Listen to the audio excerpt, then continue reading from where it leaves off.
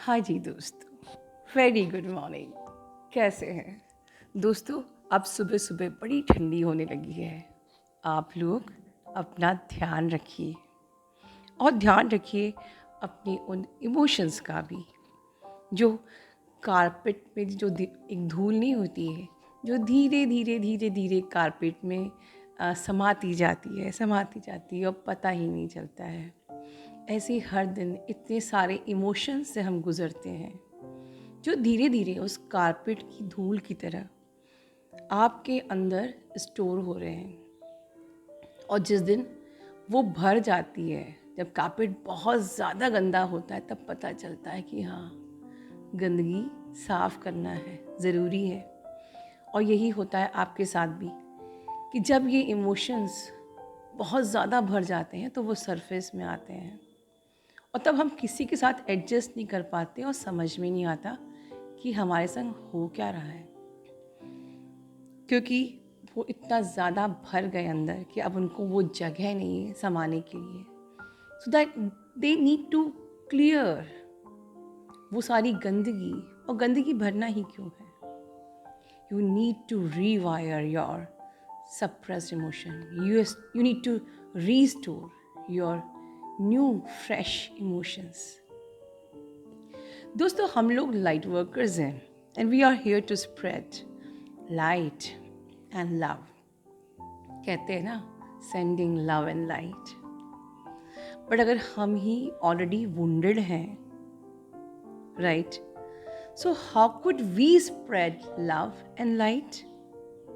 And सिर्फ हम लोगों को स्प्रेड ही नहीं कर सकते, बल्कि हमारी कॉन्शियसनेस डिवाइन कॉन्शियसनेस से अलाइन कैसे होगी जब हम खुद ही गंदगी से भरे पड़े हैं, वुंडेड हैं, हर्ट हैं, विक्टिम हैं, right? So you need to literally rewire, restore, refine your new emotions. यही मैं बताना चाहती हूँ कि इस जर्नी में बहुत ज़रूरी है अपने इमोशंस को, अपने जो आपके टॉक्सिन्स हैं अंदर, उनको रीवायरिंग करना। बिकॉज़ हम जब खुद ही वुंडेड हैं और हम हर दिन वुंडेड हो भी रहे हैं अलग अलग सिचुएशंस में, तो how could we spread love and light, and हम मदर अर्थ को कैसे सर्व कर पाएंगे? Emotions like hatred, anxiety, fear, guilt, feeling of victim, feeling of hurt, etc. ढेर सारा गुस्सा, ढेर सारी जेलसी, ढेर सारी जजमेंट, etc. इतने सारे इमोशनल टॉक्सिन्स को आपने अपने अंदर एम्बेडेड किया हुआ है। So how could you spread love and light? Okay? और अगर हर दिन हम किसी पे डिपेंड रहें अपने इन सप्रेस्ड इमोशंस को हील करने के लिए, तो क्या हर कोई ऐसा मिलता है जो हमें अपना कंधा दे सके? क्या हर शख्स बाहर इतना एम्पैथेटिक है कि जो आपको सुने, आपको, आपके आंसुओं को, आपके सिर को वो कंधा दे हर वक्त? क्यों हमें दूसरों पे डिपेंडेंट रहना है अपने इन टॉक्सिन्स को रीवायर करने के लिए, रीफाइन करने के लिए, रीअलाइन करने के लिए, रीस्टोर करने के लिए? No need. हमें खुद ही करना होगा। You need to release your emotional toxins, your stored emotions from each and every cell and tissues. So if you are tired of life, rewire your life with my new Rewiring Suppressed Emotions program. You can connect me in my email, WhatsApp, Instagram, etc. ये तो importance हो गई इस programme की। आगे हमारी divine feminine कुछ अपने इमोशंस बोलना चाहती है। Please embrace her, bless her. Love you all, God bless you all. प्रणाम गुरु माँ, आपको दिल से बहुत बहुत बहुत थैंक यू। आज से 10 साल पहले पहली बार मुझे मेरे काउंटर पार्ट के लिए फीलिंग्स आई थी। इन 10 साल में बहुत अप एंड डाउन आए। हम लोग कभी रिलेशनशिप में नहीं आए थे।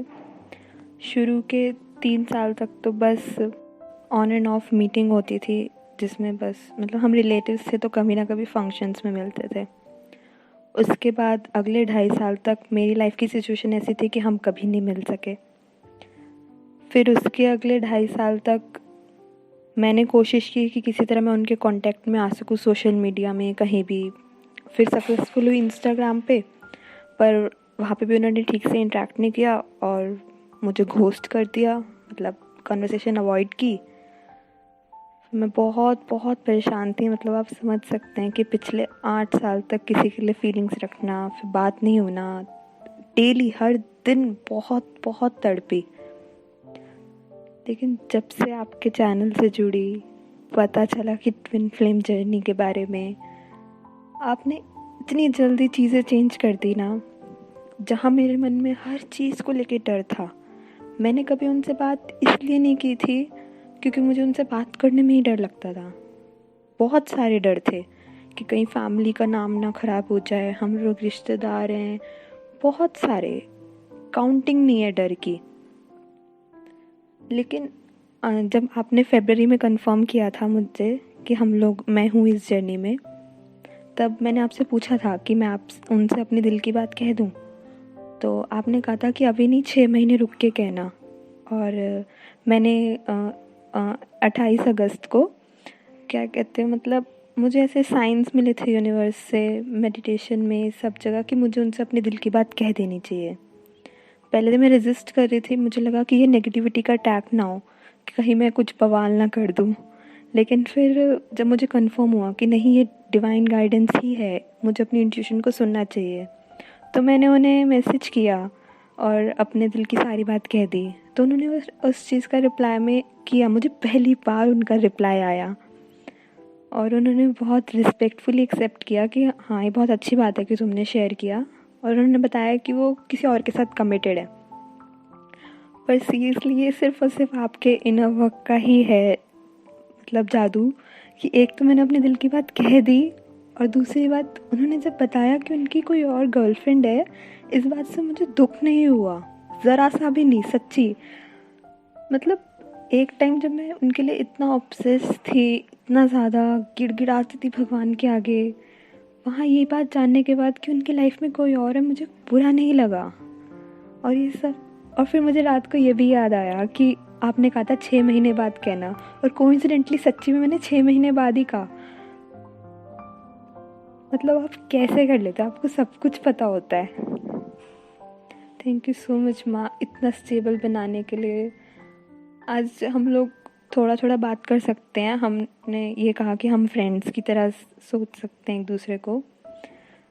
दो मैं अभी भी बात नहीं कर रही हूँ, मैं सिर्फ तभी ही बात करूँगी जब मुझे यूनिवर्स की गाइडेंस मिलेगी। And thank you so much माँ, मैं जितना थैंक्स कहूँ उतना कम है। इतने सालों में अब जाके इतना चेंज फील कर रही हूँ ना खुद में। डरी सहमी सी लड़की आज इतनी बोल्ड और कॉन्फिडेंट हो गई है, खुद से प्यार करना सीख गई है। थैंक यू सो मच माँ, लव यू।